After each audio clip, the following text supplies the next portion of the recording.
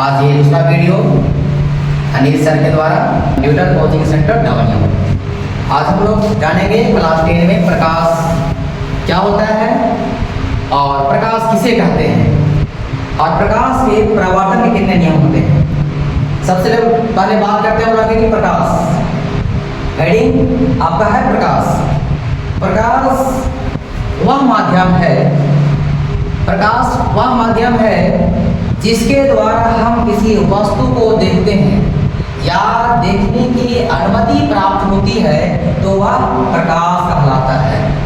अर्थात प्रकाश के बिना किसी वस्तु को देखना इम्पॉसिबल होता है। नेक्स्ट पॉइंट हमारा है प्रकाश के परावर्तन के नियम। प्रकाश के परावर्तन के नियम पर जाने के पहले कुछ हम डायग्राम में कुछ बना हुआ डायग्राम उसके बारे में कुछ जानते हैं। जिसमें चलिए हम लोग देखते हैं कि डायग्राम में सबसे पहले एक जो रेखा ये खींचा हुआ है ये सिंपल रेखा है। ये सिंपल रेखा बोल सकते हैं, प्लेन मिरर बोल सकते हैं, समतल दर्पण बोल सकते हैं। समतल दर्पण किसे कहते हैं? तो समतल दर्पण वो होता है जिसका एक पार्ट क्या होता है हमारा ये पेंटिंग होता है, रखा होता है, और दूसरा पार्ट हमारा क्या होता है ये दूसरा पार्ट हमारा क्या होता है ये चमकीला होता है। चमकीला तो हम लोग बोल सकते हैं इसको समतल दर्पण। समतल दर्पण कह सकते हैं। यहाँ पे देखते हैं कि समतल दर्पण में कुछ हमारा रे आपतित हो रही है और ये परावर्तित हो रही है।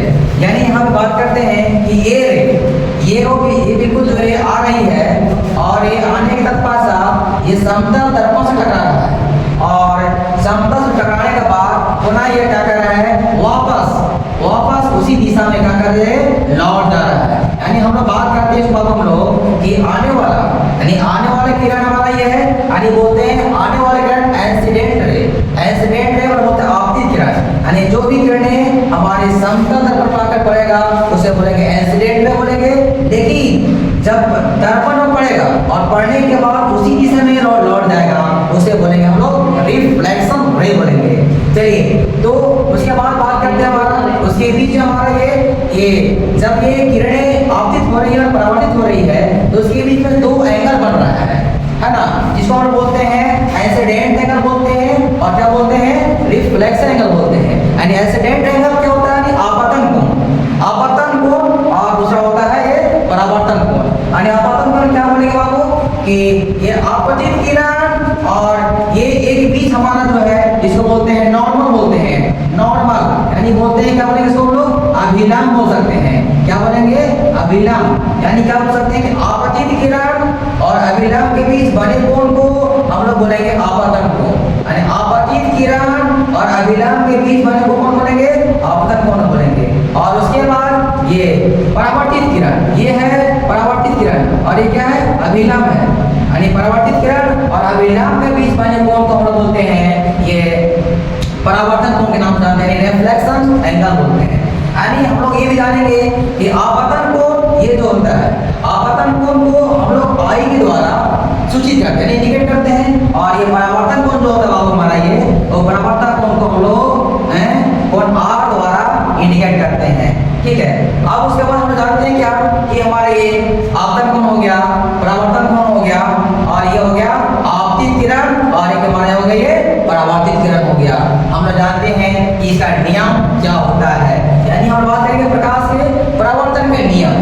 प्रकाश के परावर्तन का पहला नियम क्या होता है हमारा बाबू?